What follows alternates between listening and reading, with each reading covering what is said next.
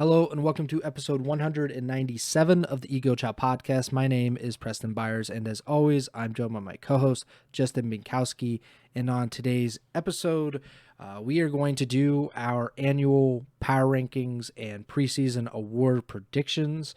We did this last year and maybe 2 years ago. I know we did something similar, but I don't know if we had it as formalized as we have it now. But we're going to do that for, I think, the bulk of this show, but also we will talk about what happened this past weekend with the CDL Monster Launch Invitational.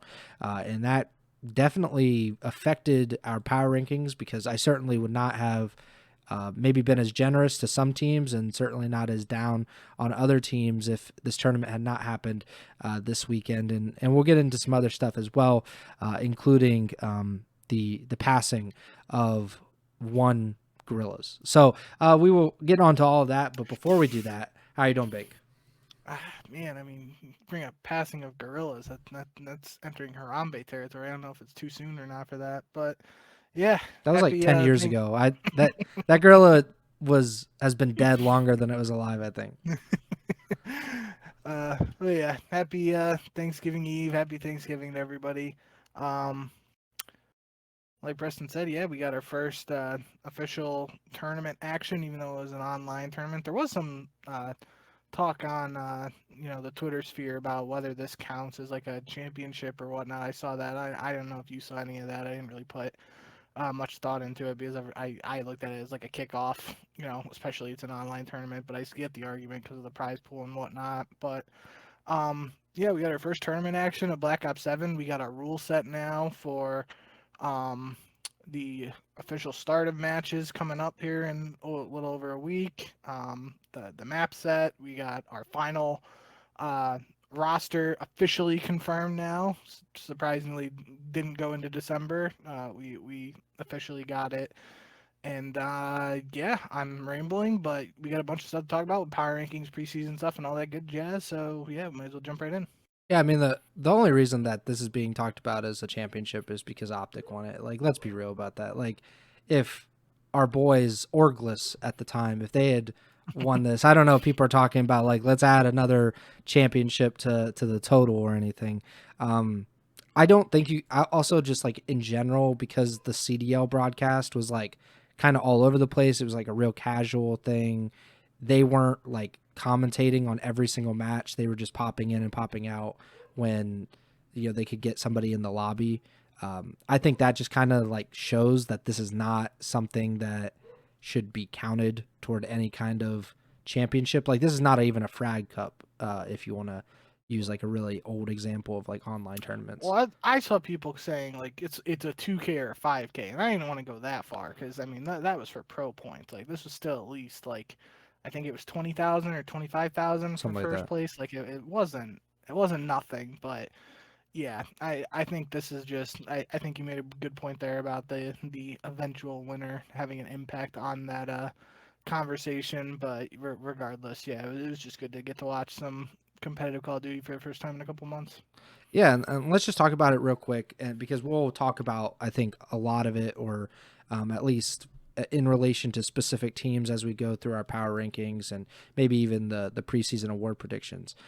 So obviously this was I think a $75,000 total prize pool, and I think like you said it was like 25,000 for the winner, which was Optic Texas. Optic wins in the grand finals against quote unquote still Orgless, but it is the Paris Gentlemates, which we'll get to in just a minute. But yeah, it's LAG Gentlemates versus Optic in the grand finals. It goes to a game 7. Optic wins. Optic had absolutely demolished teams going into this. Like, they hadn't dropped a single map before they even swept LAG going into this in the winners finals. And then it was a really competitive grand finals, which was pretty cool. What did you think of Optic's performance? Obviously, defending two-time defending world champions. I think potentially they have the best player in the world on their team, and with how Hook played, maybe the second best player on the in the world as well. What did you think of Optic's performance in this tournament?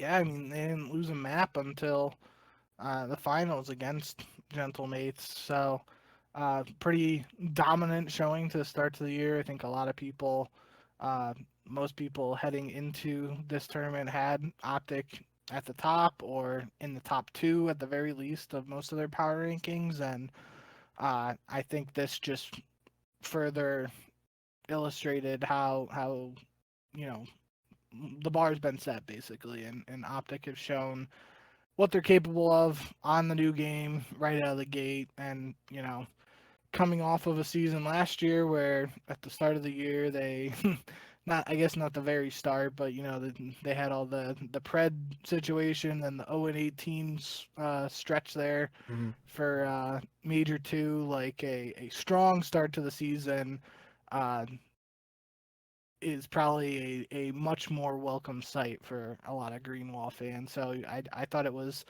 uh, pretty impressive for Optic to come out and continue to still look strong, especially when some of the other teams that were uh, expected to be their top competition, at least in my eyes, and I feel like most people's eyes, like LAT and FaZe, we got to see Optic play against FaZe, and it was a 3-0, and LAT didn't even get to the point to play Optic, so um, it was just a again, like you were saying before we started, you don't want to put too much stock into the first online tournament of the season, but you don't want to not give credit where credit is due, and Optic definitely opened some eyes to anybody if they were expecting them to maybe take a step back, or if there was anybody questioning whether they were gonna carry their success over from the end of last season. It's definitely the place they want to be, and anything less than first, we always say for the Green Wall is not great, but especially uh, in this position, like this is just an ideal start for them, and it'll be interesting to see how they build on it. Yeah, and I think when you're the only team going into the season that did not make a roster change, Yeah. you are expected, especially early on. Like, who knows when we get to February, March, April, and later, like how that kind of works out. We obviously saw with Vancouver last year, the roster changes will actually turn their season around. Optic, the same thing happened just later in the season.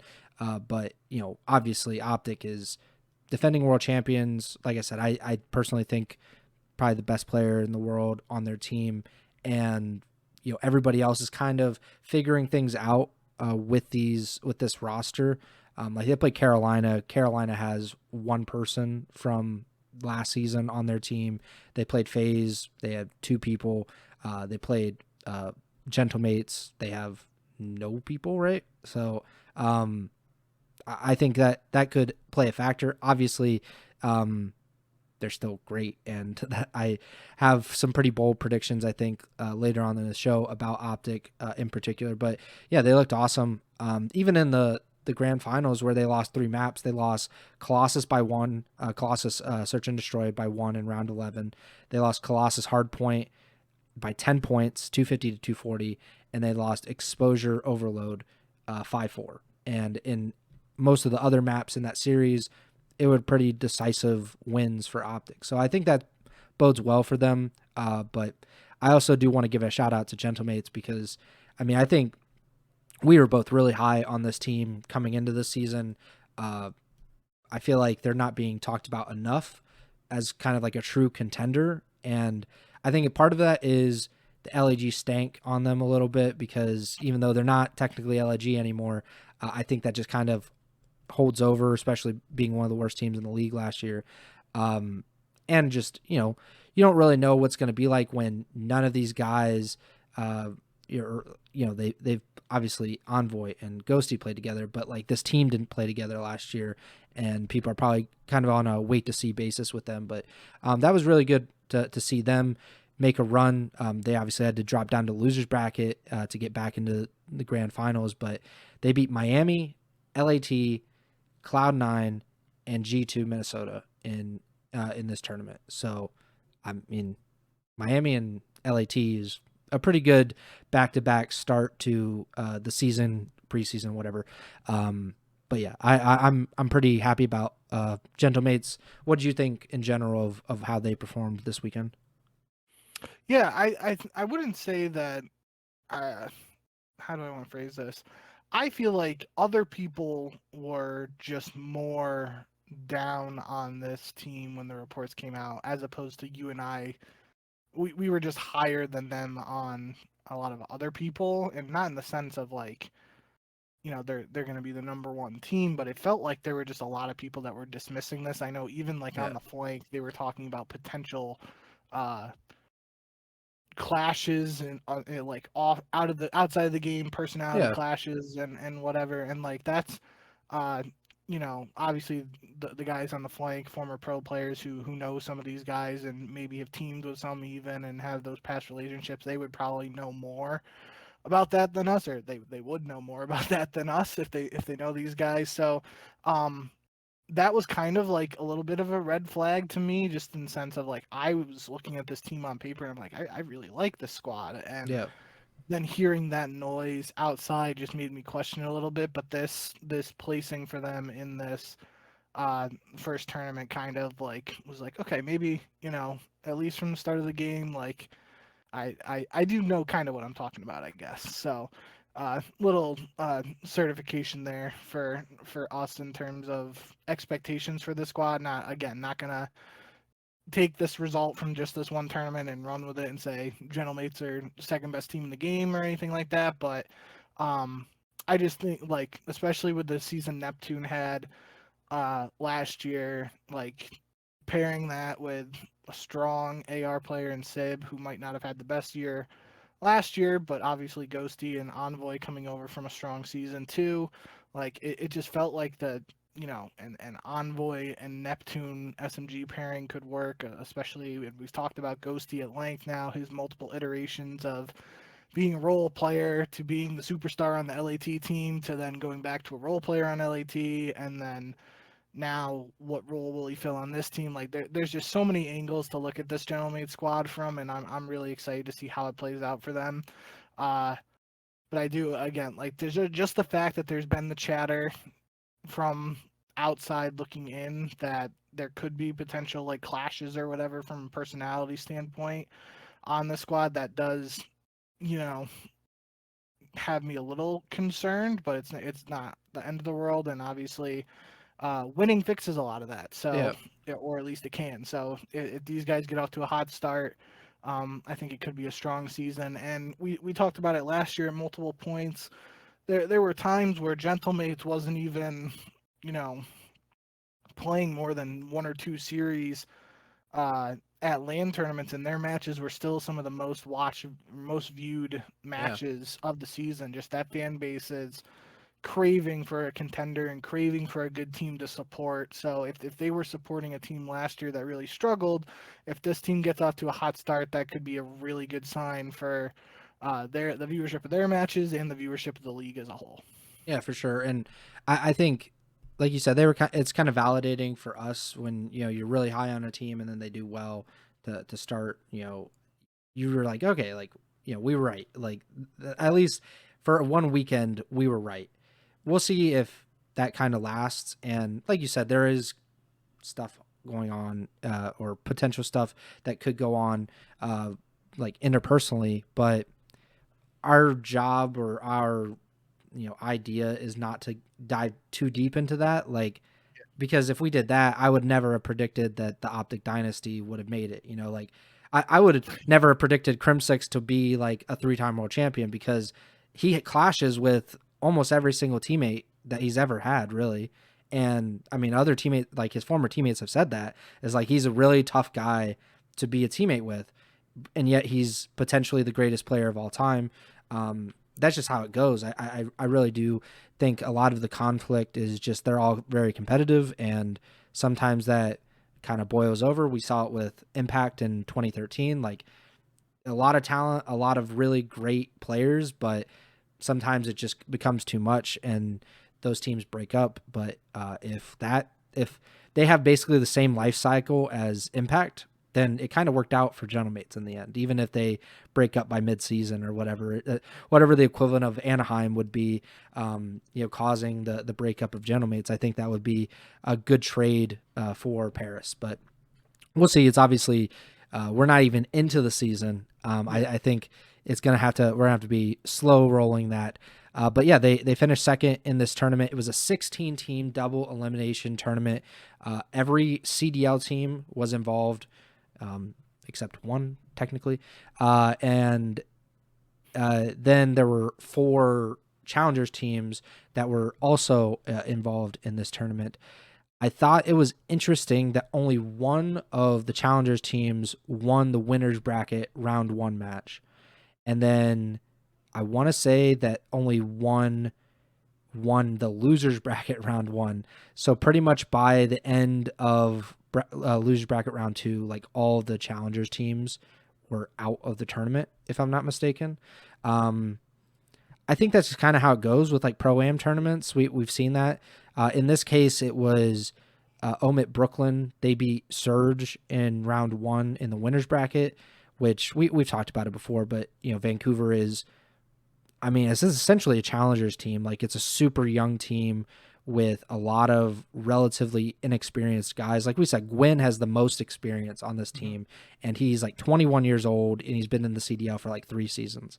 Everybody else is kind of like rookie year or sophomore year, which kind of makes sense considering why they might lose to Omit Brooklyn. The losers bracket, Team War beat the Riyadh Falcons. So the Falcons kind of keeping up their tradition of being absolute butt at tournaments.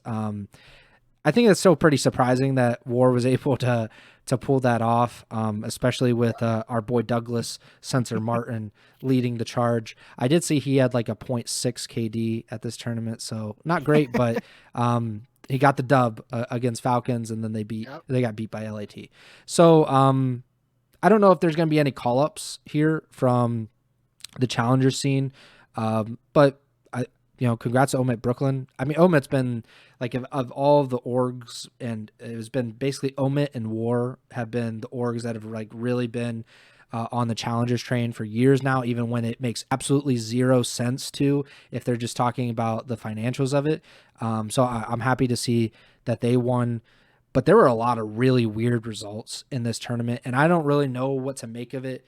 Is there a particular result or different specific placing in this tournament that you were kind of befuddled by? Because I definitely have a few that I was just like, I don't really know what to think of that, and I don't know if I should just completely disregard that. Is there anything like that on your end?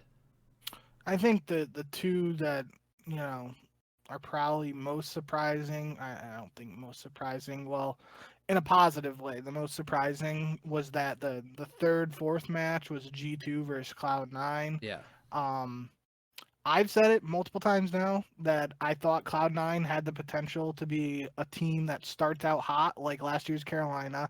I do not think this current iteration of Cloud9 is a team that will be like a top dog for the entire season, but just the makeup of this squad and the guys on the team, it felt like to me they have the capability to come out, get a hot start, maybe place well in the Major 1 qualifiers, and as a result, maybe even Major 1, and then after that, they slowly teeter off, kind of like we saw with Carolina last year.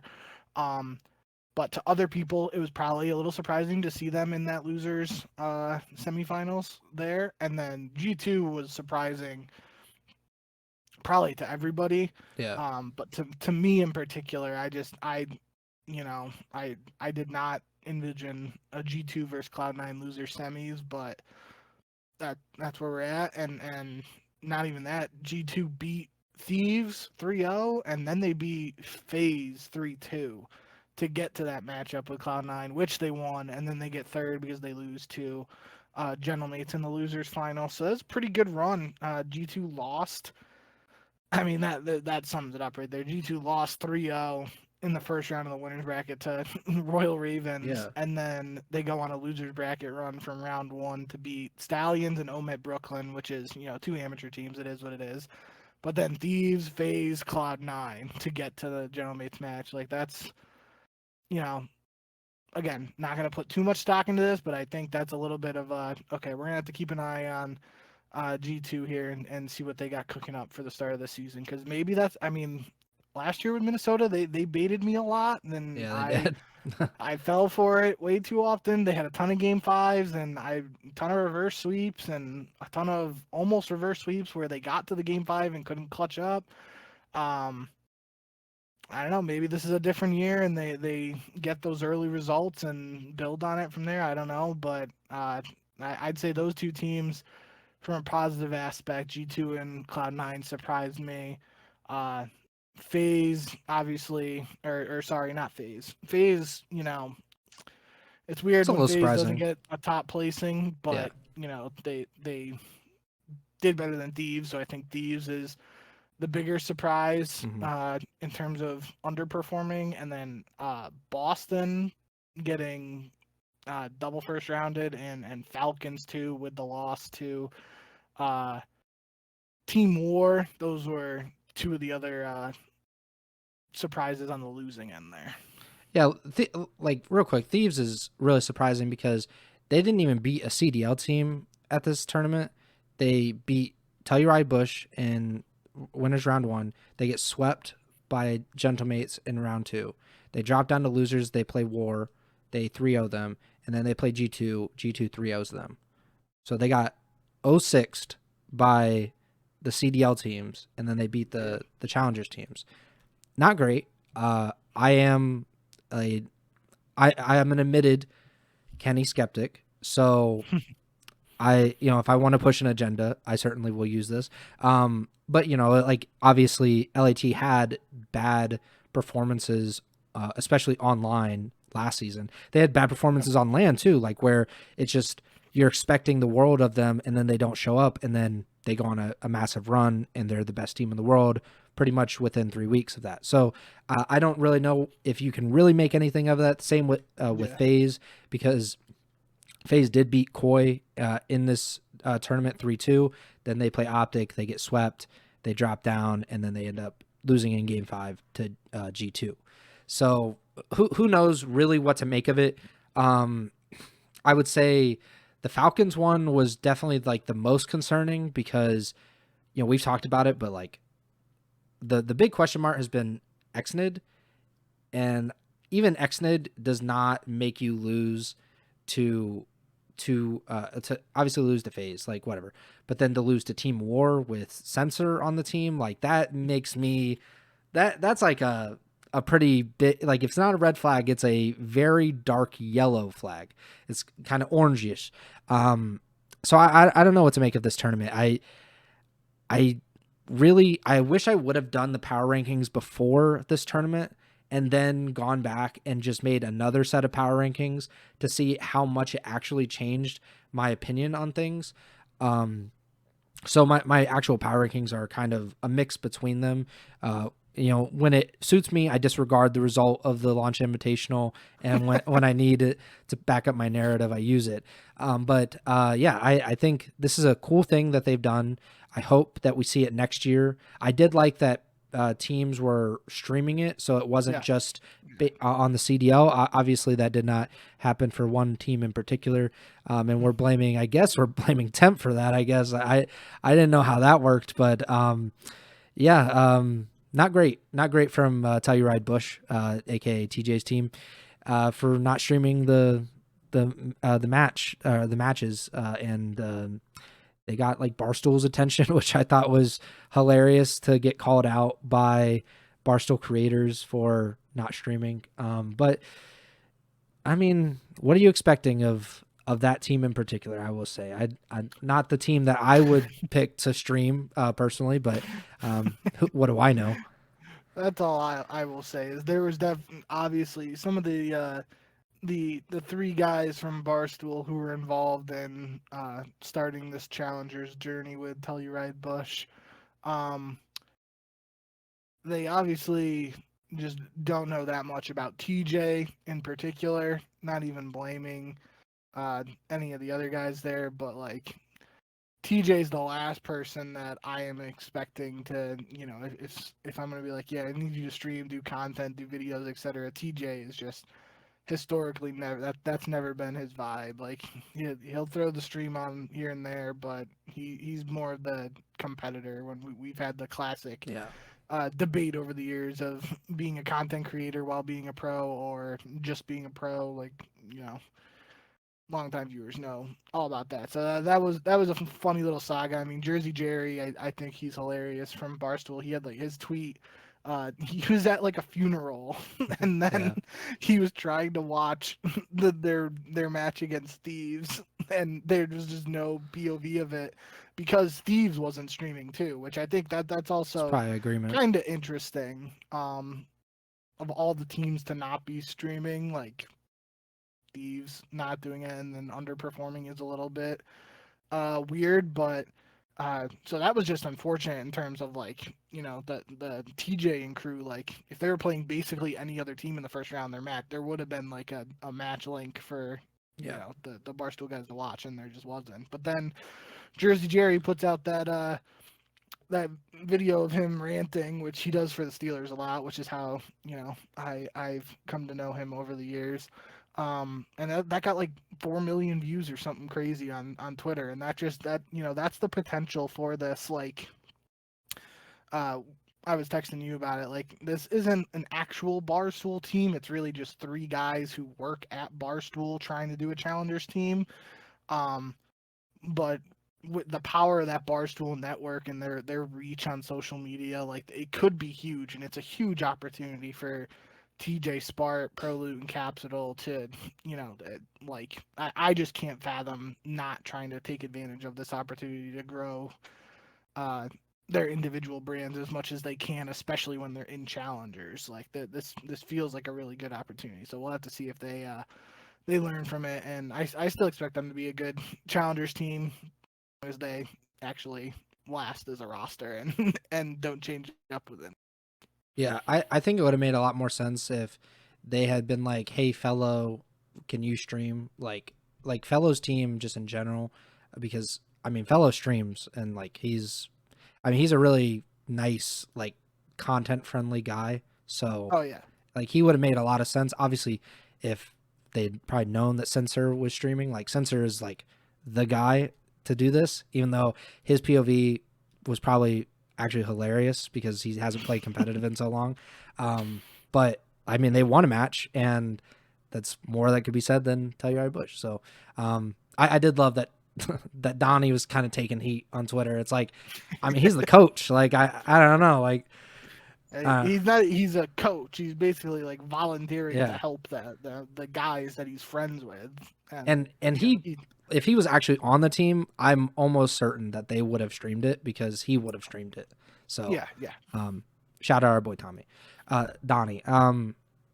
Yeah. So let's just get into the power rankings real quick. Oh, I did want to bring up actually one more thing, and I forgot to put it in the actual notes. I don't know if you saw the Shotzzy thing where he said entertainment greater than competitive. But TJ, just speaking of TJ, I guess, he tweeted, I think this was during or right after the launch invitational. He said, S&D with snipers with aim assist is legit awful. Are we playing Comp COD or Savannah Banana COD? And Scrap said, Scrap responded, said, chill, bro, all about the entertainment. And then Shotzzy replied to that and said, entertainment greater than competitive. Y'all don't see the bigger picture. We are nothing without the scene. And then he clarified because someone said, I can't tell if this is genuine sarcasm or not. And he said, it's genuine. S&D has been boring the last couple of years, even with the snipe being OP. I still think it adds depth into the game. You have to constantly be on your P's and Q's where he can be sniping / how to counter him, et cetera, et cetera. I absolutely love Shotzzy. When you brought up LAT not streaming, I thought to myself, that really actually makes a ton of sense because allegedly LAT was the team that kind of had an issue with Shotzzy streaming scrims, if I'm not mistaken, last year. Like, there was like some kind of stink behind the scenes about whether he should be doing that and like whether other teams kind of consented to it or whatever. I will say though that like he has the right perspective. I don't think really many players in the CDL have this kind of perspective, but just the idea of, you know, the CDL players obviously just want it to be competitive. They just want it to be like best suited to them and rightfully so. They have that right, but he's right when he says like it really means nothing if we don't have a scene. Like if we make a really competitive game and it's absolutely boring to watch, then it doesn't matter. It does not matter what happens. That's kind of why like the tush push is going away after this season. Like, and I was like a tush push defender, and I think like I mean you do have to stop it there, but it's just not incredibly fun to watch when someone does it 4 times in a row. And that's just not going to be something that the NFL, obviously the most successful American sports league, they're going to be like, yeah, it might be competitive, it might be within the rules of our league, but we get paid really like almost trillions of dollars to put games on TV, not to just play them. Like the whole gimmick is we make money when we put the games on television.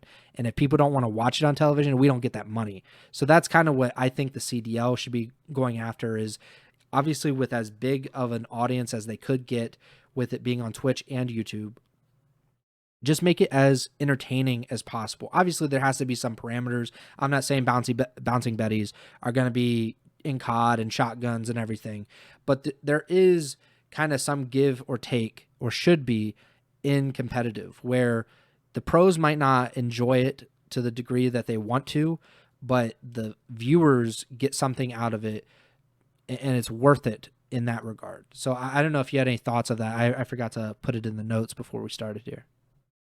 No, I mean, it is a little interesting. It's coming from Shotzzy, but I mean, when you think about it, being on Optic, being like you said, a guy who kind of was a part of that movement last year to reignite the streaming scrims, uh,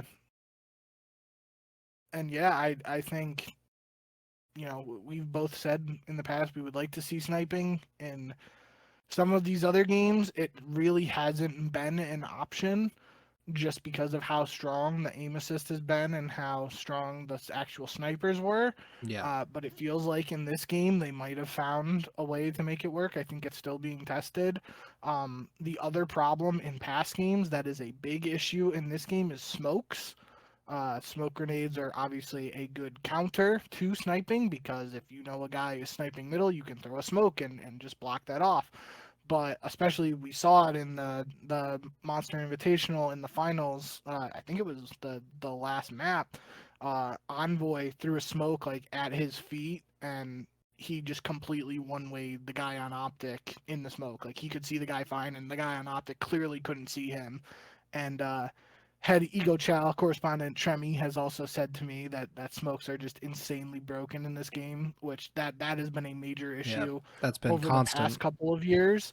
So the fact that potentially snipers are being allowed in this game when smokes are almost unusable or just broken to the point that it's giving advantages to the people throwing the smokes, that has me a little concerned. Um, Obviously, in a perfect world, we find a way for the snipers to not just be insanely overpowered, maybe even some form. I think one thing that's always like, and I don't know how it would really feel in competitive Call of Duty, but like the scout sniper in CS:GO at least, or CS Source. I don't know if it's in CS2 still. Um, I'm pretty sure it's only a one-shot kill to the head, Yeah. but maybe that's when they don't have armor or whatever. I know it doesn't kill in one shot to the body, and maybe that's something that would have to come to COD. It obviously wouldn't happen right now, but maybe that's one way we could look at having snipers be not just like insta, this person's looking at you, you're dead. They have to actually hit their shot and hit you in the head in order to get the one shot kill Yeah. and be rewarded for good aim. So there's a lot of things that could evolve from this, but the fact that it's being discussed again is a good thing. Fact that snipers are being considered, even if I would be surprised if they were used when the matches officially start, just because of what I've heard about the smokes, and with that being the only true counter at the start here, that has me a little concerned about the sniper's viability and not being GA'd. But who knows? Maybe they find some way to still allow it. We've seen everything from the sniper not being allowed to have attachments on it to uh, a whole bunch of different stuff over the years to try and get him in the game. And I just think, you think about some of the all-time best moments in competitive COD, like a lot of them involve snipers, especially from an S&D standpoint. Um, and that's been missing the last couple of years. So I am, as long as they are not just game breaking and just stupid OP, I am an advocate for snipers being able to be used in S&D in some form. I do concern, I am concerned about uh, the viability of them, like, just not completely warping the game. But from an entertaining standpoint, they're inevitably more entertaining uh, to watch being involved. So hopefully we find a way to make that all work. Yeah, and I mean, my opinion might be unpopular, but even if they never fix the smokes, or nerf the sniper, like it's got to stay in. Like, I don't know. I don't. Excuse me. I don't know how to really explain it. Obviously, you know this, but like maybe to some people that are newer to competitive COD, like sniping and competitive like go hand in hand historically. Because I mean, look at two of our most famous organizations, FaZe and Optic, were sniping clans before they were competitive esports teams. Um, and sniping is, like people obviously might think of like the op for CSGO and might think of like, okay, that's an example of a sniper, but like, let's be real. When general people think of sniper rifles, they think of Call of Duty. Like this is probably the gun that they think of, or the gun type that they think of the most in relation to this game.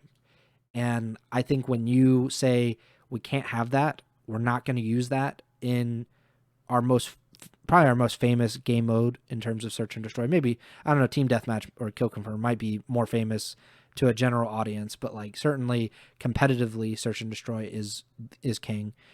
I just think when you don't have the most famous guns in the most famous game types, I can't understand that. Even if it is not competitive, I get it. I completely understand. I know it's going to suck, but entertaining is the name of the game.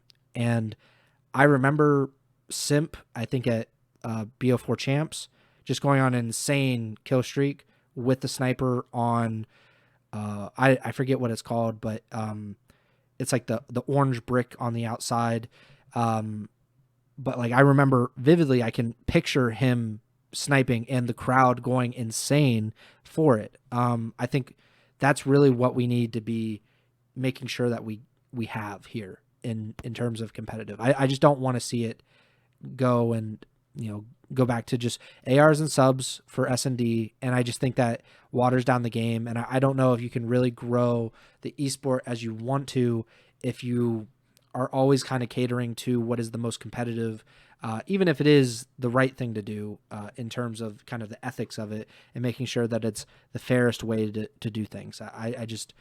I can't be a supporter of that. I definitely would opt to go for the sniper, even if it doesn't make sense from a competitive standpoint.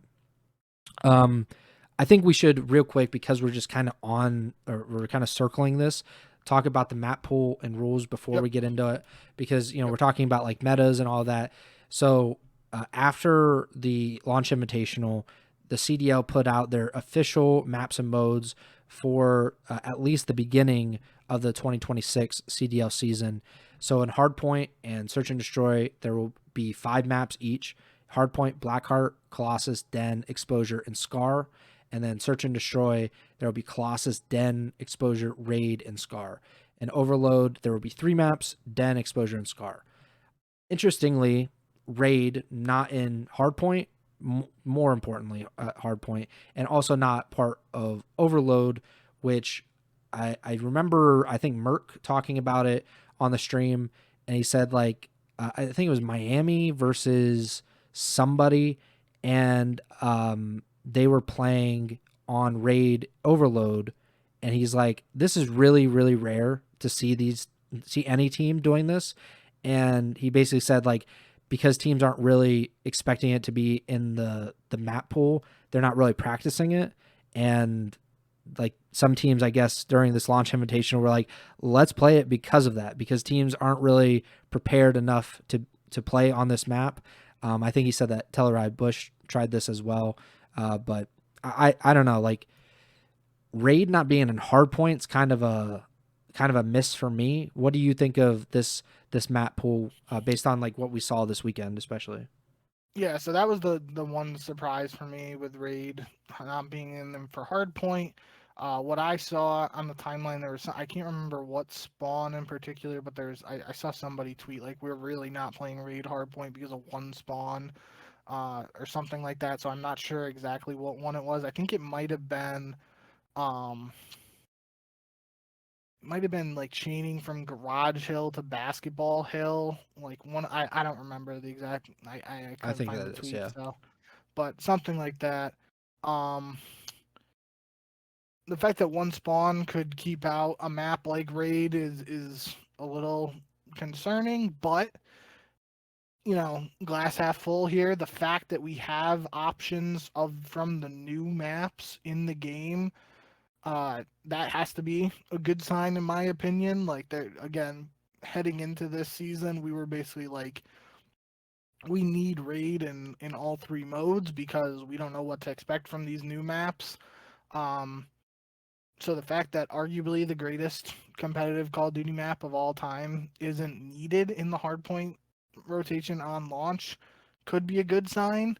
Um, Maybe it's just they're gonna test it out for Major One here, and then it'll make its way back in if that spawn is addressed, or some of these other maps don't play out as well as anticipated. But we'll have to wait and see.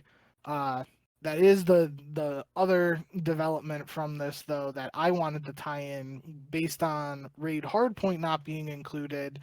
Uh, Spencer Peterson, who does he have his title on? I don't think he's ever He's like actually the said what his director of title is. But ops or yeah, something like he that. does something for the CDL Spin a Spence on Twitter. He's always been around since the MLG days. He said they're not going to make any changes to the map pool until after Major One, which last year, notably, we talked about Hacienda was added during the winter break, so it came in Yeah. for the second half of the Major One qualifiers. They're not going to do anything, at least right now, according to Spencer. Um, so this is the map pool as we have it until after Major One. And notably, with this upcoming Season 1 update for Black Ops 7 as a game, we're getting Standoff and Meltdown, which I'm pretty sure. Yes, Standoff. Last time we talked about it, what we didn't know about it, but we knew about it then. We knew about Meltdown. Standoff was like kind of a surprise. Now Fringe is the other surprise that I don't think we knew about coming this time around. That's a huge plus in Mm. my eyes because we talked about this at the end. It was added to the end of Black Ops 6, didn't get a chance to be added to the competitive map pool. Now there's an opportunity for it to enter the pool after Major 1 here since it's being added to Black Ops 7 early on. And I think it was Parasite. He tweeted something like with the wall bounce movement and stuff, especially in like the train track area on Yeah. Fringe, it might feel a little bit more like Black Ops 3. So that would be kind of cool to see. Um, so Fringe, Standoff, Meltdown in Season 1, those have been confirmed. Yemen we knew about potentially coming. Or Yemen was confirmed to be coming, we just Yeah. didn't know when. Slums and Plaza, though, are rumored along with Yemen for Season 2. So 6, Plaza, not really an iconic I, map. no, not an Competitive. It iconic, was no. at the start of Black Ops 2 it Yeah. was used. Um, but slums pretty iconic. I mean, I guess Yemen is kind of grouped in there with Plaza, but I've been vocal about thinking that Yemen could be a good option in this game with the quicker movement and whatnot, and it being a bigger map back in the day with the quicker movement. Maybe it doesn't feel as big, and it actually plays well in this game. I'm not sure. The other ones are really iconic competitive maps, but there are 6 options there that realistically, because they are, well, we'll just stick to the 3 with Fringe, Standoff, and Meltdown being confirmed. We know about Yemen. Other 2 um, aren't officially announced yet, but the fact that Raid Hardpoint isn't needed at the start of this map pool, is it possible that some of these iconic maps that are being added to the game might not even make it to the CDL rule set. That's what I have my attention on now because of raid not being included in this initial rule set for hardpoint, at least. Obviously, thank God it's in there for S&D, because I would be pretty flustered if raid was in the game and we just didn't get to see it at all. Yeah. So yeah, that's where my head went with this map pool announcement and all that. We know some of these maps are coming in. To be fair, we do not know how they will play in Black Ops 7, so that obviously is a big deal. And if there is something like this alleged spawn or whatever in Raid Hardpoint that's causing issues, like, I get it. But we'll have to wait and see. And we know that we don't have to, sit around here and be like, oh, maybe they'll make some changes before Major 1. But we know that allegedly they won't be making any map pool changes till after Major 1. So we got our map pool for the first set of online qualifiers and the first tournament, and then we'll go from there. By that point, at the end of Major 1, we should have some options at least to test out and potentially switch things up in the map pool. Yeah, I mean, Fringe, there's like almost no chance other than respawn stuff that it doesn't get into the map pool. Yes. We haven't really, I don't know if like we've had any other BO3 maps get remade that I at least can remember. And obviously with, like you said, with the wall bouncing, like it makes a lot of sense why Fringe would be on there. Standoff, like, I mean, I want to see it in. It's just, it goes quickly now, like versus Black Ops 2. That would be my concern with Standoff too, and Slums. I feel like yeah, both of Slums those is I mean, Slums is just a tiny longer. map compared to what it used to be. Meltdown, I think will 100% be in, and Yemen's weird. I mean, like it's been a long time since we've seen anything remotely competitive on it. Plaza, I think will work for S&D. I don't know about the respawns because I don't remember Hardpoint being played on that map, and obviously we've never seen. Yeah, okay. So I don't remember any. I remember where at least, or I remember where the both bomb sites are. I don't remember the hills really, and obviously we've never seen Overload played on any of these maps. I should say, but like we have no idea. So I think just add all the chaos, add all 6 into the map pool to start Major 2 qualifiers, and let there be hell. Let's see how things work out.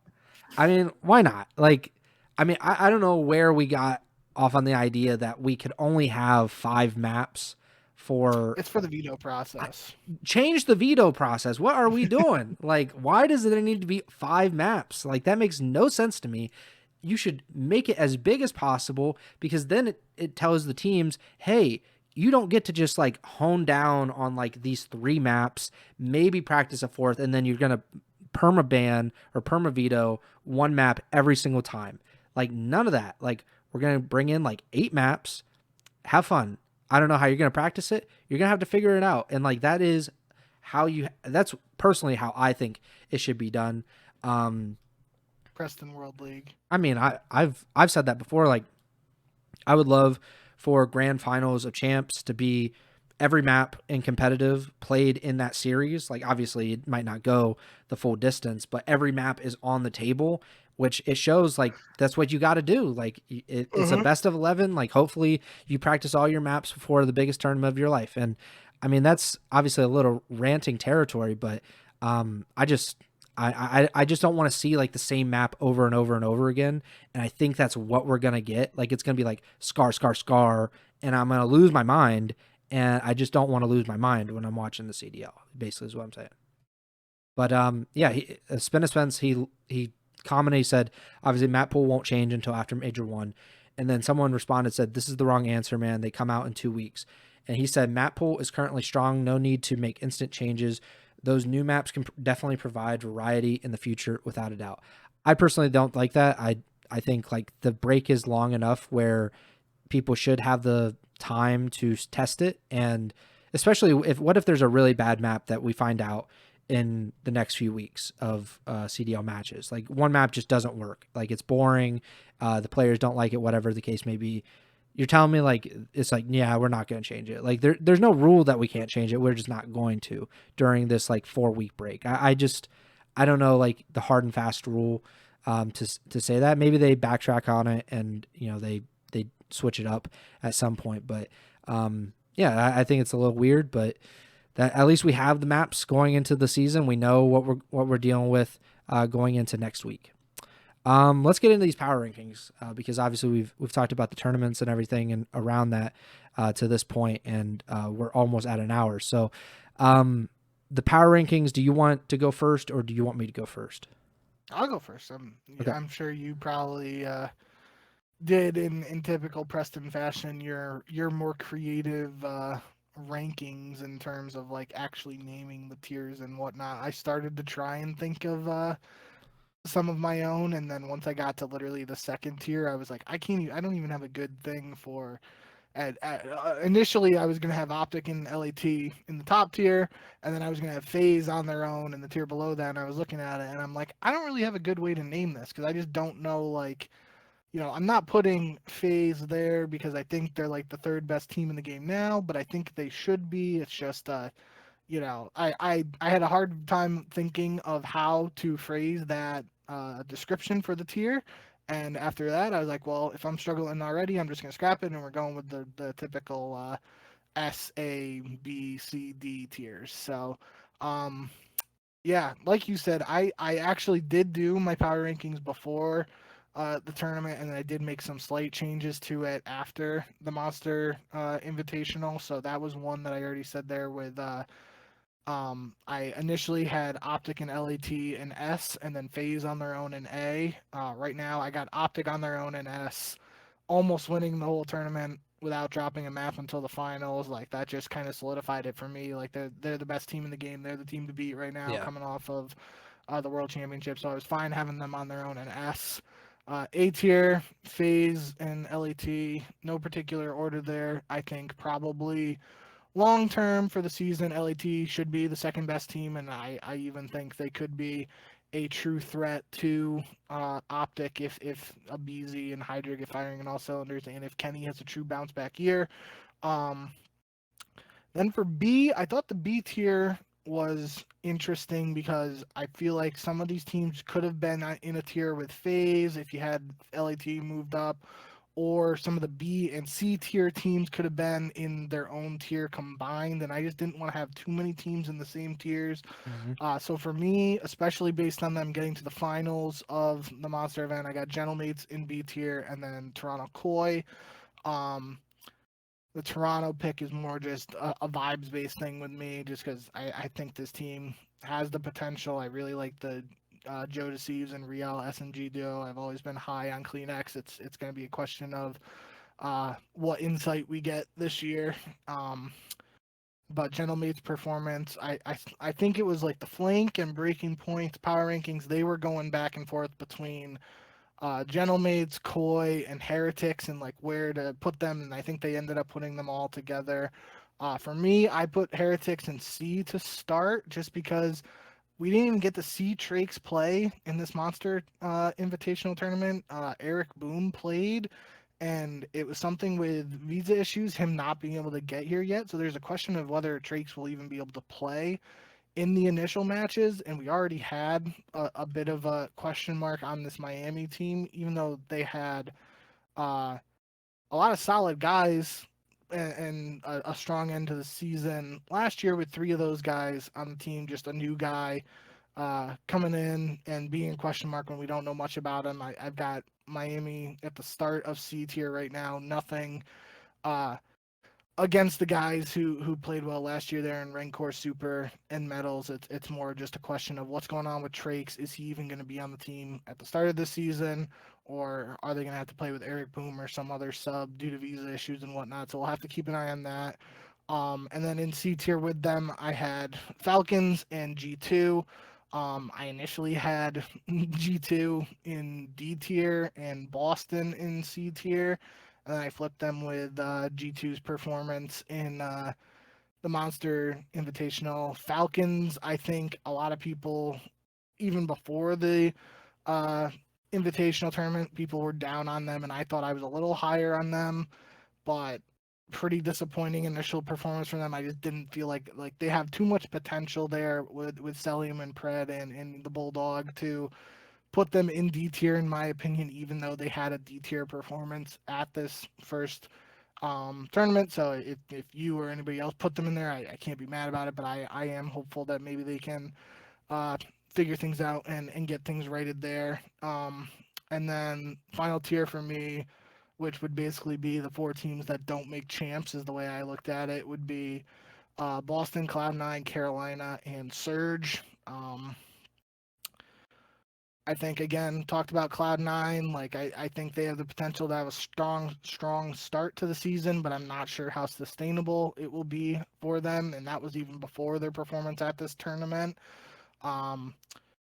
Questions around some of the young guys on Carolina and Vancouver. Not sure what kind of start they'll get off to. And then Boston had a pretty underwhelming performance in the Monster event, and I have been the opposite of a Boston supporter while you have been the Boston supporter. So I figured I'd put them in D tier and we would at least have something different because I assumed you wouldn't do that. So without rambling, my tier list for now: Optic, S tier; A tier is FaZe and LAT; B tier is General Mates in Toronto; C, Miami, Falcons, G2; and D, Boston, Cloud9, Carolina, Vancouver. Yeah, I don't think there are like too many differences. I definitely consolidated like obviously I have a 5-team tier. Obviously it's like Oh wow. it's like almost half the league, but I don't know, like I did not I mean, let's just put it this way. You are not like super hyped on Miami, and I'm like ready to claim them as like champs runners up at some point. Trake's pending. But yeah, I don't like, I mean, I can't really disagree with anything. I would say personally, Miami is the only one that jumps out to me on your tier list as like, it seems a bit low. Other than that, I don't think like there's really anything to argue with, at least with mine, because I have a lot of similar ones. I'll pull mine up real quick on stream, but I, like you, I kept Optic in a league of their own. Like, you know, I didn't even consider to put LAT, but that's more of a personal thing, I think, with me, because I don't have LAT as like that team yet, and maybe they do. So yeah, this is my tier list. At the very, very top, we have Optic Texas. That tier is called Brick by Bricked Up. I think that one was a very good call by me. Like we've done this with FaZe a lot over the years, but it's basically like I'm gonna have to be proven wrong on this team until like I'm not gonna move them down until that point. And this launch invitational, I think, was definitely, if you're a supporter of Optic, or if you are kind of like saying that they're going to win champs or anything this year, that's obviously a good first step for that team. I had 4 teams in the second tier, which I put as the Contenders Club, and I had Miami Heretics, Paris Gentlemates, Vegas FaZe, and LA Thieves. So you obviously had Gentlemates down 1 tier and then Miami down 2 tiers from this. I personally think that Miami is the only one here because of Trakes. I like, even if he gets to America, right? I still have my concerns and my questions, but I just like the rest of this team so much that I think if he's even remotely good, they should be like a top 6 team, and then they will definitely rise into whatever top 3, top 4, depending on the tournament. I don't want to cut you off, Yeah. but I do want to just, as a disclaimer, because I know we've said it before, but we definitely haven't said it in this episode. When we talked about Trakes initially, and when we've talked about Miami really since bringing in Real, they have done a great job of identifying this new talent that the rest of the world just doesn't know about, and they're bringing it in and able to adapt it to their system and see results. So it's really not a question of whether they can replicate that with Trakes. It's just a question of what is Trakes, and that's, we just don't know enough about him yet. Yeah, and you know what, we've mentioned it, but obviously like he is having visa issues. They did not clarify, because they said that Eric Boom is filling in for him for this tournament, meaning the launch invitational. There was no follow-up tweet said like, but he's all good for next week. I don't know what the deal is there.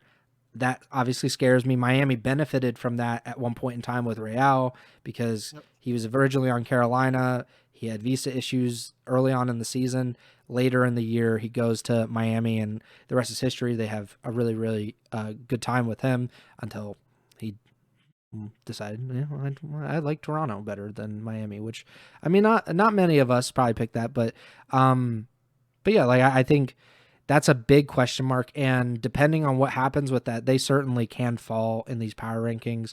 I don't know if Eric Boom is like, I know he's like the temporary sub.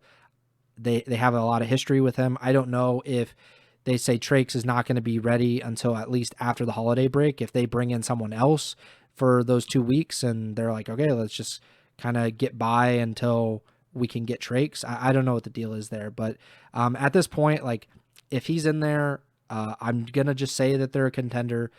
I don't think like the only other issue is gentlemates, at least, or I guess disagreement between the two of us, but I don't think you have like too much of an issue if I say that the gentlemates are kind of a contender, and that would put them in like the top 4, getting to like championship Sundays, stuff like that. I think that's a really, really talented, like kind of loaded roster. I believe I am like one of the foremost Dan Ghosty believers. I do not understand the criticism around him, like not even an inkling. I think he was one of the most important free agents of the offseason, because I think most teams other than maybe Optic would have gotten better had they added Dan Ghosty. And I think I think it's a mistake that LAT let him walk.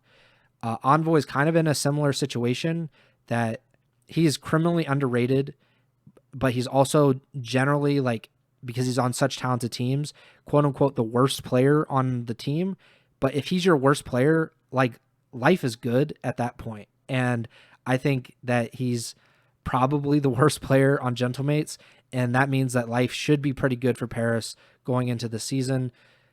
Vegas, I would just not bet against them as like a championship contender for the time being, but that could change like a lot easier than it could have changed over the last 5 years or whatever that they were all together. LAT, I mean, I talked about it when the roster changes were happening. I am not a Kenny believer. I am definitely a skeptic on that front. If he's a huge question mark, right? Like there's no debating. Like he had a really bad season, especially for kind of like this Hall of Fame level player to have as bad of a season, especially with Optic as he did last year. He goes to Minnesota. Like he wasn't that bad with Minnesota, but they certainly, he wasn't like setting the world on fire. They did not make champs. Abizi is a great player, one of the best players of all time. I have no idea what he's going to look like without Simp, even though Hydra is about as talented as anybody else could be. I just have my questions about them, but not enough questions not to put them like in the top 4 or 5 in the CDL. And then my third tier, I said it was don't trust them yet. And it was the Riyadh Falcons and Toronto Koi. These two teams are not similar in the result in the Launch Invitational. Obviously, Riyadh, that really made me not trust them. Toronto was kind of more hit and miss, a lot more what I expected. I mean, the biggest question mark is Exnid, right? For Riyadh. If he's not up to snuff, then it's going to be a really weird season. I don't know if they make that roster move if they start off slow. Like if they play like they did this past weekend to start the CDL season, like I better hope that they're making some kind of roster change at some point in the next few months. Toronto, I think the biggest thing is Insight. I mean, he played probably his worst tournament of his career at Champs, and it showed in terms of the team's result. This was a good team last year. I think they got a lot better when they replaced Beans with Real. I have no doubt about that. But the AR is always going to be something I'm going to be pretty skeptical of, with Insight not being at his best, and they just don't have a lot of options. I think if they did have a lot of options, that he wouldn't be on the team personally. And like they were never a true championship contender last year, and they kind of got bumped down as the season went along. even though think they finished like third or fourth in the standings. So I think they're middle of the road. They could bump up into the contenders, but it's just I'm going to have to see it before I really can feel that way. With Riyadh, it's more just they have so much talent. Like 3/4 of their team are like the perfect guys that I would pick. Like if I was starting an all-star team, I'd be like, yeah, that sounds good to me.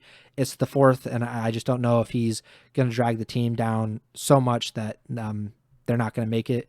And then the final tier is, I don't know, man. Like I have no idea what to do with these teams because I think I said this before we went live, but I had Boston originally above, I want to say Vancouver in my power rankings. Like as I was making it, I was like, okay, so Boston's over Vancouver. And then I was like, but Vancouver beat Boston. Like, can I really just put them over one another when the result was flipped? And obviously Minnesota and C9 finished top 4 at this tournament. Yeah. And I just don't like, I cannot believe that that Minnesota and Cloud9 are among the best teams in the league, while LAT and FaZe are kind of like middle of the road. Like I just don't think that makes a ton of sense. So I just ended up putting all these teams in the same grouping. Obviously Minnesota's, I you know, how I do power rankings, we've talked about it before, but how I do power rankings is if champs was today, who do I trust the most to the least? And that's kind of how it goes. Like if there's a huge tournament today, what is kind of my trust level with you and who do I think can win? Optic is obviously number one with a bullet. I would trust nobody even remotely close to them right now. And then when you get down to the bottom, it's like, I think Riyadh has the talent to kind of pull it off. Toronto, I've seen them, seen a lot of those players make runs, and I think they're really good. I think the talent is there. Carolina is like a lot of unproven talent. I have no idea what to really do with that. Minnesota is kind of in the same way with like Mamba. I mean, he looked really, really good during this tournament, but it's one online tournament. I have no idea. Cloud9, I do not have faith in.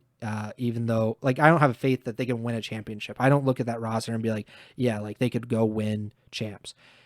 Vancouver, like you've mentioned, not now, but maybe in 4 months, they might turn into something that's like, okay, I can see it. Boston, I can't see. They're just never going to win champs.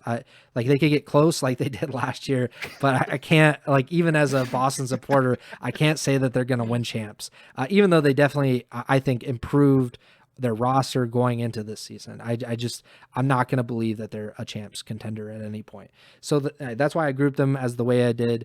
I'm sure people would disagree, especially considering Minnesota and C9's launch invitational performances. But any overall thoughts on the power rankings as they are? I mean, I think it mostly makes sense. Like you said, the one thing that's sticking out really, the difference is in Miami, and I think that just goes to show I think my ranking for them would be the absolute lowest for them if Trakes comes in and doesn't play well. Yeah, that would be their floor, and then you have them towards the top, and that could be their potential if Trakes comes in and is a suitable replacement for Real. So other than that, I think we're pretty much on the same page, which is good to see. But yeah, and it'll be interesting to see in 6-7 months how wrong we were on some of these teams. I mean, I don't even want to look at what our power rankings were for last season when we did this, because it definitely, I mean, it ended up I'm sure we had Optic as a championship contender, so that ended up working out in the end, but it was a long 6 or 8 months to get to that point. So you never put your rankings for last year. I'd have to go through the stream to look at it. Yeah. But in the notes, I had FaZe, Optic, and LA Thieves in S tier, Toronto and C9 in A tier, so yeah. C9's bad. Carolina, Surge. Why do I have Florida would have been Miami because it must have been old logos, and Minnesota was B. Then I had LAG on their own in C tier, and then Boston and Paris in D tier? What? So it was Vegas, the Falcons. Oh yes, okay, okay. Because I was thinking Paris Gentlemen. So I was like, wait, why do I have them both there? When we do our predictions interviews, by the way, our match predictions and stuff, it's gonna be tough to break some of these Oh no, I'm screwed. old teams because I was like, for phase and stuff, I was like, well, I'm not putting Vegas for phase because when I think of Vegas, I think Vegas Legion, Yeah, um, or even Vegas Falcons, and then now with Paris, anytime we hear Paris, I'm gonna think of Paris Legion, not Paris yeah. Gentlemen. So that'll be fun, but that's an issue for next episode. No, I was literally thinking about that as I was doing the predictions. I was like, this sucks. Like, stop changing teams, stop changing cities. Like, it's really confusing me. Because now, like, LAG is like, it rolls off the tongue. Like, it's basically like native Yeah. language to us. But like now it's like, all right, like, there is no LAG. They're dead. Um, but yeah, I think. Yeah, we will definitely look at. We're definitely going to update the power rankings as we go through. We've done that. I Yep. want to hopefully do it after every major, because that's like I a like good that. time to reflect Yeah. on what we've been talking about. Um, but yeah, we've done it like periodically, like a more irregular basis over the years. And let's just talk about the preseason predictions. Obviously, Yep. we did this last year. We have a few real awards, stuff that the CDO actually gives out, and then we have the Ego Chall Podcast, created awards. Let's start at the very top of our list. Rookie of the year. I remember last year we had like almost no options for this to start the It was, season. it was And the it ended, Falcons guys and Rincor. yeah, and then and it ended up being someone outside of the CDL, which is an option that we always give. So this No, year, no, it was Rincor. oh, he won. Oh, yeah, yeah. I forgot. I was thinking that You Super picked them. won Rookie of the Year. I know, but I was thinking that Super won Rookie of the Year because I think I made the case that he might or he should win Rookie of the Year at some point later in the year. But yeah, the Rookies of the Year candidates to start this season. Obviously, we don't know what's going to happen over the season, but Lurks, Craze, Mamba, Trakes, Abe, Legend, and then someone not in the CDL are our options here. I went with I think what might already be a bad pick, and that is Trakes, because I was thinking, uh, first, how does this player fit into the roster? Are they with players that are going to kind of overshadow them statistically, and kind of in those biggest moments? So like somebody like Mamba, for example, I think Estriel might overshadow him at times and kind of take away from his potential as Rookie of the Year. Um, and some of these teams, I just don't think they'll be very good, which could change like whether they're even on the team in 3 months or whether people are looking at them as Rookie of the Year. So I went with Trakes because he's on a team that I think could actually be a contender for the entire season. We've seen last year that even with, he's kind of filling in for Real because that's who he replaced. And Real, if he was a rookie, he would have been in the discussion for Rookie of the Year, even though he had two Rookie of the Year candidates on his team in Super and Rancor. So I think that if he is able to play, and that is a huge if, or how long he's out, I think he could have a good chance at becoming Rookie of the Year, which would be back to back for the Miami Heretics. So, what did you think for Rookie of the Year? Yeah, I do want to say one name I didn't include on this list is Mercules, just because I'm even not though this is considering him. technically No, his full, yeah, I no. don't think the champs MVP can win Rookie of the Year. That just seems pretty stupid. Um, I know they said in the past, like it was the Snoopy thing when Snoopy played for Boston, and was that MW2 champs Yeah, I think so. before MW3? They said something about him not being eligible, so I'm just assuming Mercules isn't Yeah, eligible.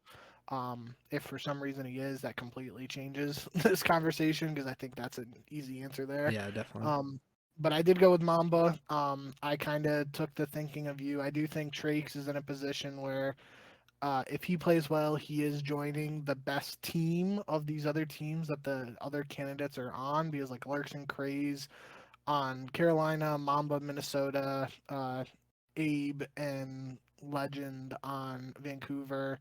I think Miami is better than all those teams, so like the team success could be a factor here, and I like that ability for Trakes, but just without ever having seen him play, I just Yeah. couldn't pick him.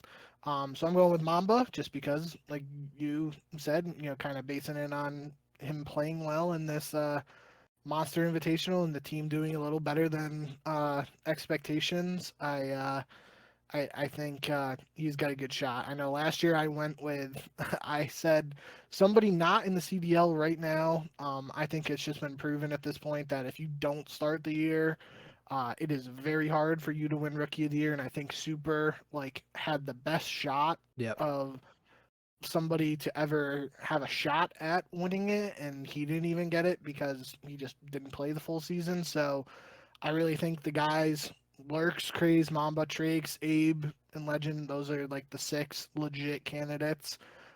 So gotta pick one of them, and I'll go with Mamba. It's different than your pick. I think the Trakes picks is fine from a team perspective. Like I said, I think Miami's the best team out of all of these if he plays well. But Mamba mode, shout out Kobe. I'll pick him.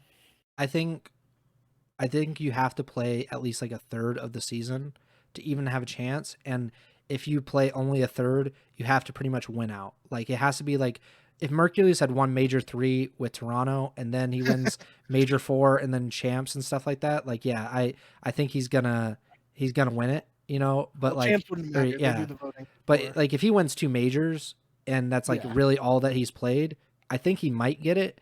But that's like a perfect scenario. And Super obviously didn't rise to that level, even though it was like this is kind of crazy how good he is. And Mercules was also in that like okay, like they're pretty good now. But yeah, I think it's anything less than half. It's like a real like it can't be a lot of good options at that point to win Rookie of the Year. In that scenario. And I will say Legend or Legend, however you actually Legend. say his name.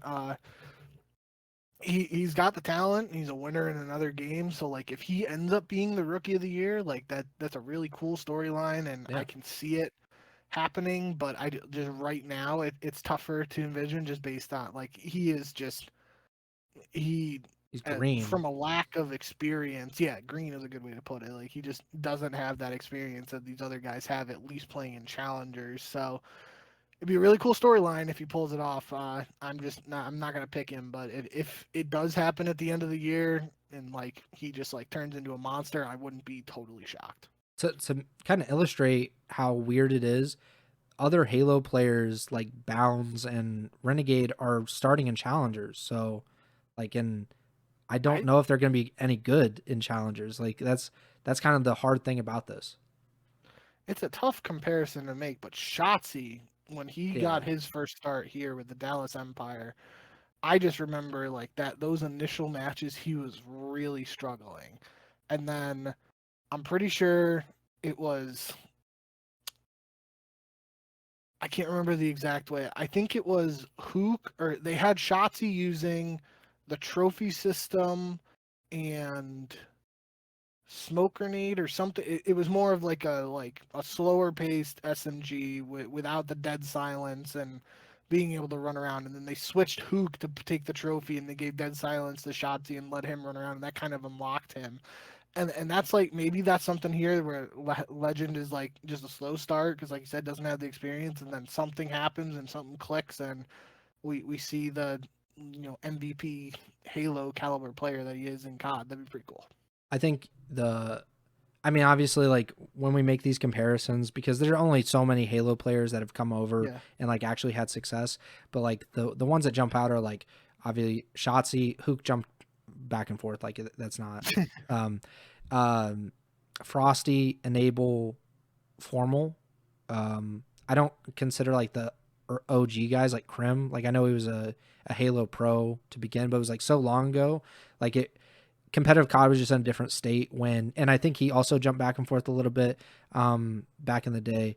But like there aren't that many examples of it actually working. Like even guys like what's his name? Snipe Down. Like he wasn't that great at COD, even though he's like I think one of the best Halo players of all time. I don't know if the Ogres ever tried to switch over at any point. But I mean, Ogre 2 is a very good GM, so like maybe he could have played as well. But Did he what? play on the Black Ops 2 Champs team with Mr. X? Didn't mean to cut you off. No, I don't. Oh, I don't even know what team that would have been. I don't even remember that. I'm pretty sure he did. Maybe. I mean, weird stuff have happened. Like there were some weird teams at those old champs, and yeah. So it was Team Rage. They got top 40. Or no, top 40. Like no, they got top 44 at the Winter Championship. Okay. The top 24 at COD Champs 2013. It was Ogre 2, Mr. X, Compact, and Zero BC. I don't know those other two guys, but I mean, Mr. X was a coach by the end of the season, so I don't know if that really was working out for them. What I was gonna say about the Halo stuff is like with Shotzzy in particular, he also had the just absolute fortune of being literally teammates with two of the greatest players of all time at the same time, and he was also on a 5-man team. So like if he was bad, it wasn't as big of a deal as if he's part of a 4-man team and he's not doing well. He also, I don't know, like he was kind of doing some nutty stuff in S&D, like in BO3 before he was eligible to play and everything. So I think, he's a unique case. Frosty's probably the best example. And if, again, like I said, if Legend ends up like Frosty, that's a good deal. Like Frosty was really good as a COD pro. He just didn't want to do it. He did not like playing COD, which, I mean, respect to the man. Like he's a very good Halo player as well. So we'll see what happens with Legend. I think he's going to be kind of fascinating to watch on that team in particular. We also have the most improved / comeback player of the year. You put examples. Yeah, go ahead. Well, examples I put for our potential guys for this year, so we don't have to name them off. But last year we did say, when we talked about this, it was at the time for Illy coming back, or was that 2 years ago now? No, it was last year, I'm pretty sure. We said if Illy wins, whenever we did this, we were like, we're going to name this the Illy Award if he comes back and ends up frying. But obviously that hasn't happened. So we're still looking for a name here, is the point I was trying to get at. Go ahead. I mean, the issue still stands. If Illy does come back, it's getting named the Illy Comeback Player of the Year. We've kind of like split it up into 2 awards, and it might be better if we actually do just make it 2 awards in general, because most improved and comeback are different. I know the NBA likes to just give most improved to like the guy that averaged 25 and now he's averaging 30, which is just kind of BS. Shout out John Morant. But I think most improved for me, I said Lunars, because he came in, he obviously got picked up early in the season by LAG last year, and he just did not have a good season. LAG did not have a good season. He was kind of touted as like this really, really talented rookie, and people thought he could kind of turn heads, and that just didn't happen for him. I'm really, really happy that he got another shot. I mean, he performed pretty well in the Launch Invitational. I think the talent has to be there. Like, there's no way that people were just like missing the boat entirely, thinking like he's really good in challengers, and then he just comes up to the CDL and it's like, yeah, he's just not good. Like, I cannot believe that to be the case, especially when like my boy Kismet, which is my comeback player of the year, he was on one of the worst teams in the league, and he is like the ultimate team player, and he's awesome. He's a former champs MVP. I'm not going to believe that these 2 guys are just like worthless, or they can't come back and they can't make leaps in their game this year. So for me, I said Lunars for most improved because he hasn't come back from anything. And then Kismet because we've already seen him at like the peak of his powers and where he was last year. So I went with Lunars and Kismet for most improved and comeback player of the year. I like the Kismet shout. I had similar thinking to you, just went with different names. I have Afro for most improved. Sort of similar to what you were saying with Lunars. It's just whole thing last year and even before that has been like Afro needs to get back in the CDL. He's frying in challengers. That it looked like he was going to have a shot with Carolina at the end of last year. Then that fell through for EWC.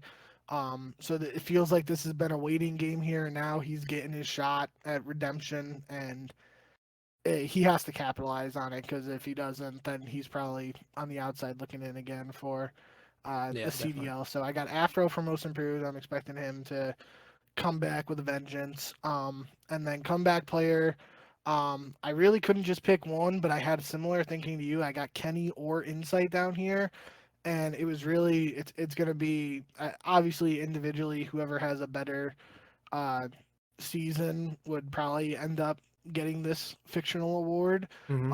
But it's also, the team success is going to play a factor in it as well. And I think if LAT is going to be a strong team this year, or if Toronto is going to be a strong team, both of these guys have to have comeback player of the year type seasons. So, um, really wasn't able to just pick one, but that was my thinking with that. I think honestly Neptune is a candidate for like the naming of this award, probably for the Ooh. comeback player. I mean, even though he Yes. was most improved Yeah. as well, like I mean that's kind of just ridiculous, and I think he won it for we named him Yeah. the Yeah. winner at the end of the last season.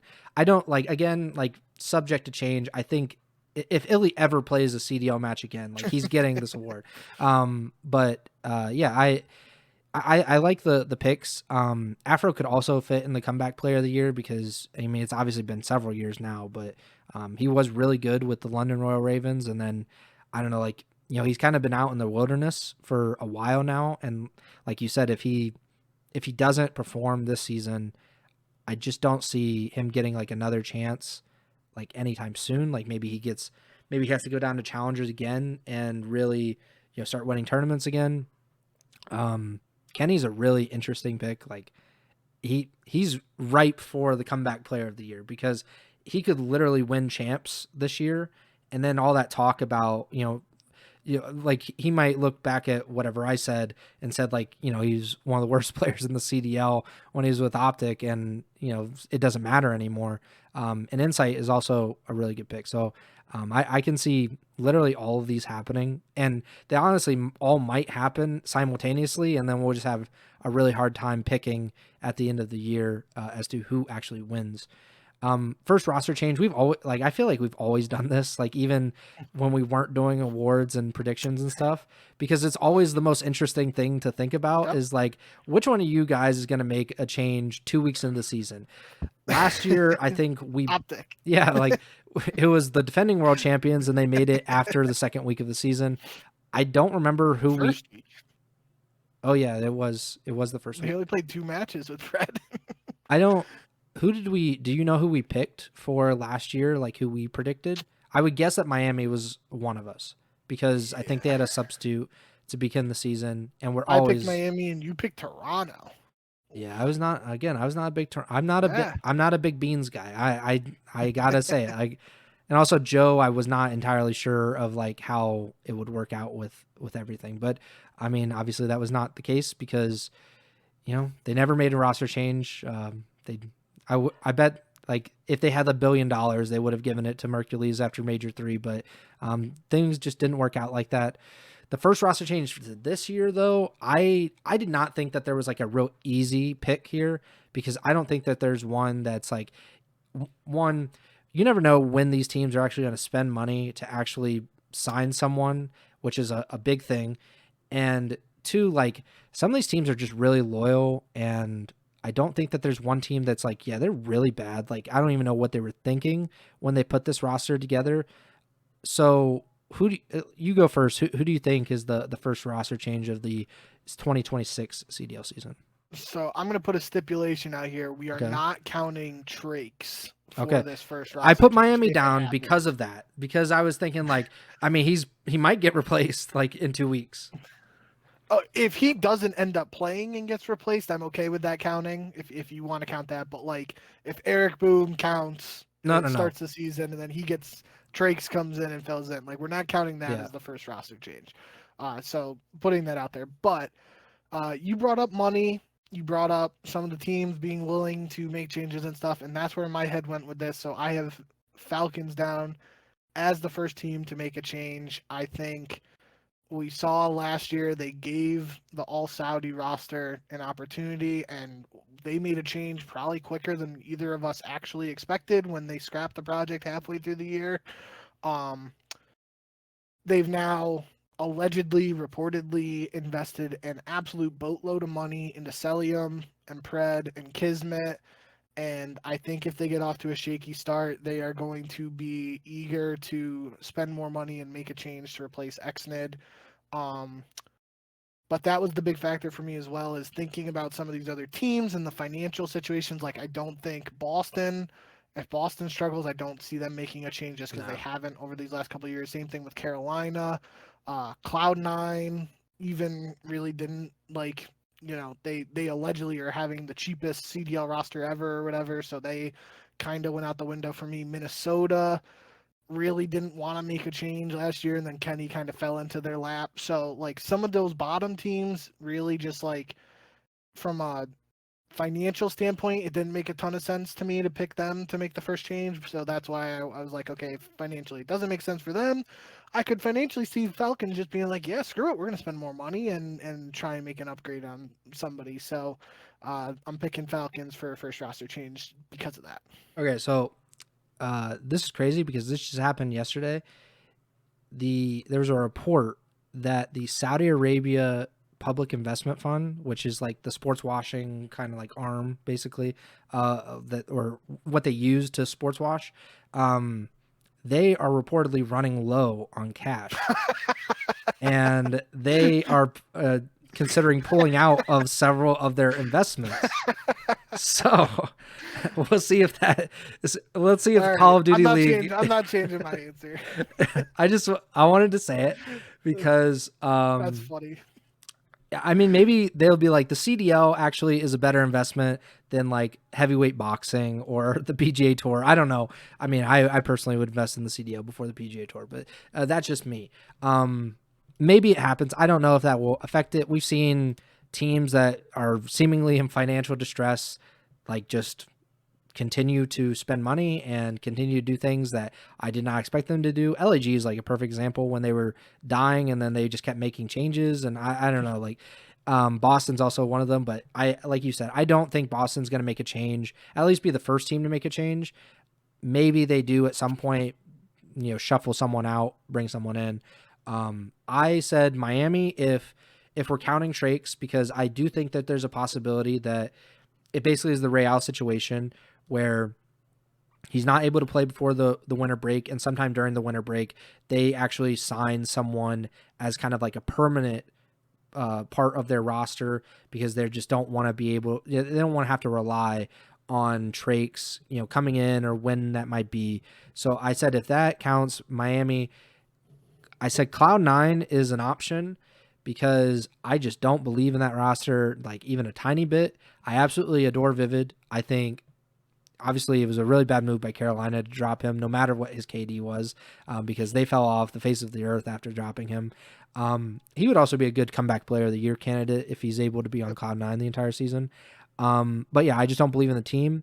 They had a really good launch invitational, so that kind of scared me a little bit. But I think they might make a change. They're also supposedly really strapped for cash and not spending a lot of money, which could change it. And then I said, to be a little spicy, I said LAT.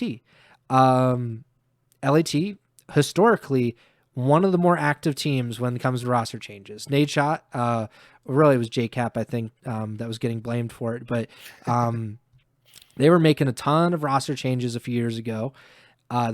I think they were basically changing the roster like every few weeks. Then they hit it like a world championship roster. They've been sticking with these teams throughout the season for the most part. This is a world championship contending team. LAT just doesn't seem to have the kind of patience for that team to be bad. I mean, pull up Nate Shot's tweet from whenever that was, like Major 1, or maybe it was Minor 1, honestly.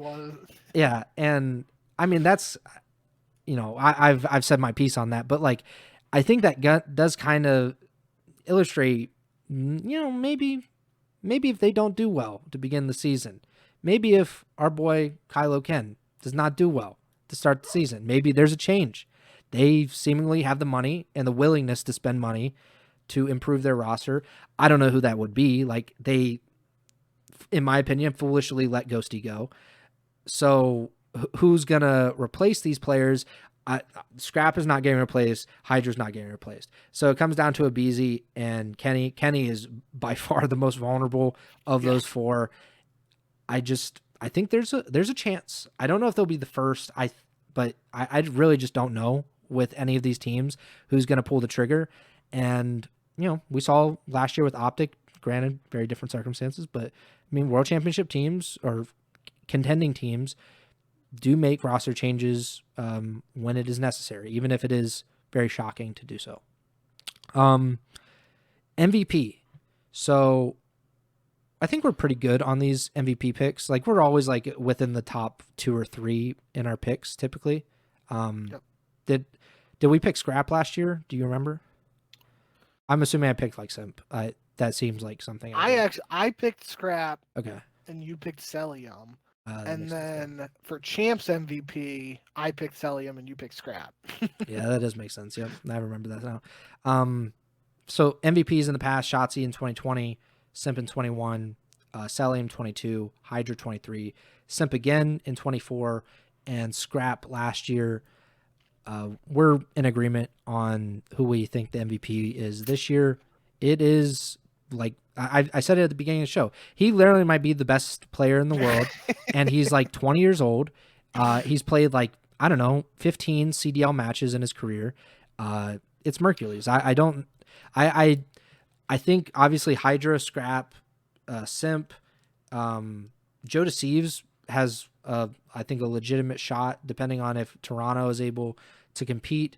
So there are some really good options, but I just don't see anybody getting to Mercules level. Is there anybody else that you think could be in contention for this? I mean, some of the other Optic guys, obviously. Yeah. Scrap again. If FaZe has a strong season, Simp has always got to be in the conversation. Hydra and a BZ, so literally 3 of the guys on LET could all be in contention. But yeah, there's actually a post from Breaking Point that Simp started his CDL career with a 21-7 match record. So that's in 28 matches. Mercules has played 28 matches and he is 22-6. So the Breaking Point tweet is technically this is the hottest start ever for any COD player in the CDL era. Okay. And that's pretty good company there for Mercules to be just slightly ahead of Simp, and obviously Simp had a historic start to his career. So I saw Let's Record Show, I put my pick in first and I had Mercules. I think Preston just copied me. But in all seriousness, I think this is one that's like, if Optic is as good as they have been, and Mercules has just been a major piece of that success.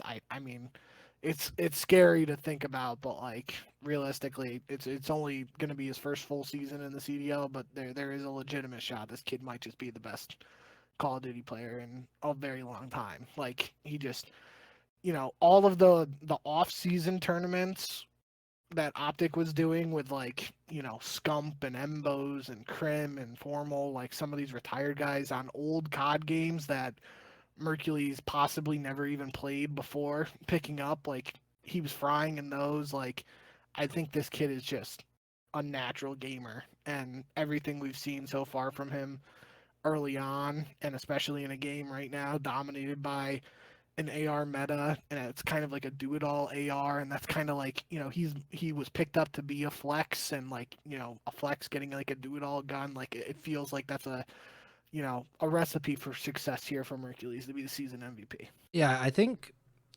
at least the trend is like every 2 to 3 years we get one of these little mutants that just have basically been in like a test tube, just been playing COD their entire lives. Like, I mean, the last 3 that I can think of is Simp, Hydra, and Mercules, as just guys like that. It doesn't make sense why they're this good. Like right out of the gate too. Like they're barely playing in challengers, or in Sim's case, I don't think he ever played in challengers or whatever the equivalent was back then. I can't think of who would have been before Simp, like in the 2016-17 range. But like, I mean, it's kind of crazy. And he has honestly the potential to be better than either of them. And we're talking about Simp, the 2-time MVP, Hydra, 1-time MVP. They're both world champions, or no, yeah, they're both world champions. Like, I don't know, like that's kind of crazy to really think about. So do you want to, as a tiebreaker, because you cast some allegations against me that I copied your pick, let's pick a second player. We'll pick different players as kind of a tiebreaker because we both think Mercury's going to win. But if he wins, who actually gets like a point? I guess even though the points don't matter, it's like whose line is it anyway. So, Do you want to do a non-optic player for this one? Yeah, sure. I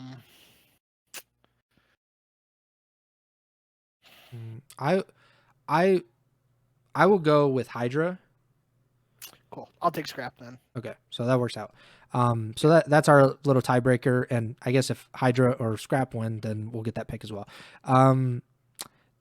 This is a Ego Chall Classic, the Paris Legion Memorial Award, which really is, we're back to Paris, but the Legion remain dead. This is the worst team in the league, according to record/CDL points at the end of the regular season. So in 2020, we had the Seattle Surge and the LA Gorillas, rest in peace. 2021, we had the LA Gorillas, rest in peace, and the Paris Legion, rest in peace. 2022, the Paris Legion. 2023, London Royal Ravens. 24, the Boston Breach.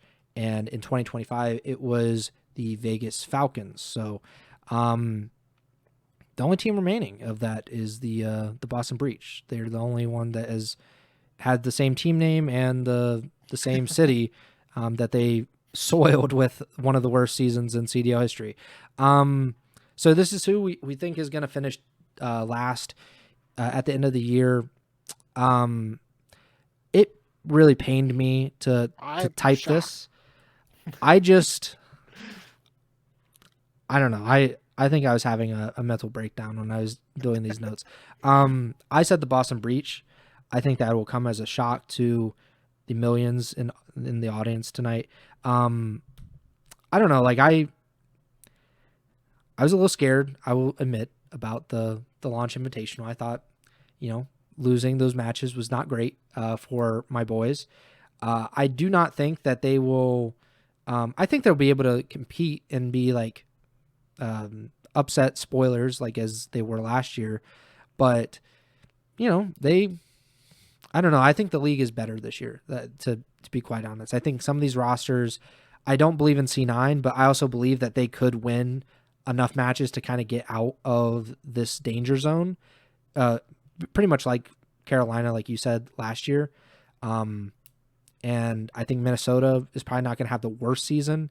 I just think that Boston might come up on the wrong end of this. I don't think that of the teams that we're seeing right now, I don't think that there is one where it's like, holy crap, they are horrific. Like the Vegas Falcons, when we started last year, it was like they are quite obviously the worst team in the league, and there's no doubt about it. We both picked them. I mean, we would be stupid if we didn't pick them. Like they were awful. Even when they got good players, they were bad. So like, I just I don't see any team, and I don't know if you agree. I don't see any team in the CDL in this season, to at least to start, where you're like, what is going on here? Like, why are they a team? This is a challengers level roster. I don't see that in any team. So I think Boston just might come out on the wrong end of this. So I think Vancouver might actually be like the safest pick from this, just in a world where they get off to a slow start and they aren't able to climb themselves out of the hole. But my whole thing here has been like, I think they are going to have a slow start, but then I think they are going to get at least a little bit better, and that's what makes me think they aren't going to be dead last. That's why I went with Carolina. I think they're going to be a team that's like, maybe they get it off to a decent start at the start of the year again, but I don't think they're going to replicate what they had last year. And I just think they're going to be on the back foot for a majority of the season unless they make some big changes early, and I just don't really foresee that. So yeah, especially after the Monster Invitational, like Cloud9 and Minnesota could have been two other contenders here. They both had decent showings at that tournament. Even though Carolina did beat G2, I think I said Yeah, earlier. winners round one. Yeah, so I don't know. I do think this might be a year where it is, a little bit tougher, and some team surprises us and just really stinks, and we weren't uh, foreseeing it. But I don't know. I'm gonna go with Carolina for now, and we'll have to see who has this distinguished honor in a couple months. Champs winner. Obviously, Optic has won back-to-back champs going into this season. 2020, it was the Dallas Empire. 21, Atlanta FaZe. 22, LA Thieves. And 23, the New York Subliners. I mean, a lot of times we pick LAT or FaZe because that makes a lot of sense. But I think that the MVP is on this team. I think that they might have like another MVP candidate on this team by the end of the year. I'm going to go with Optic, which would be absolutely insane to win 3 in a row. The Green Wall will be going absolutely nuts to do that. And that would put Shotzzy at 4 rings. And would that officially make him the greatest player of all time? So might officially make him a superstar.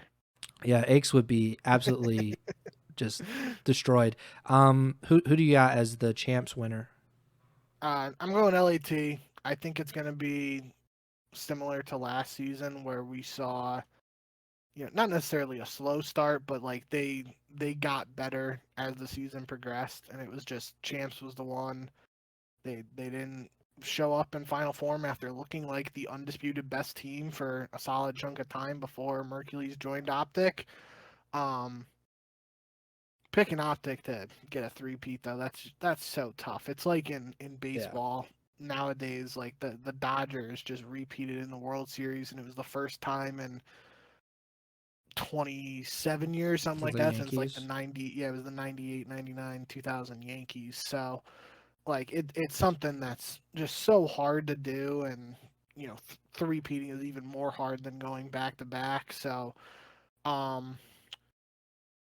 it's nothing against the Optic guys or anything. I had a feeling you might pick Optic too, so I wanted to have something different. And the Beezy, Hydra, Scrap trio, like that's so scary, man. If they figure it out, they could be a really dangerous team. And that I went champs MVP too. I went with a Beezy. The storyline of him potentially winning champs in his first season without Simp.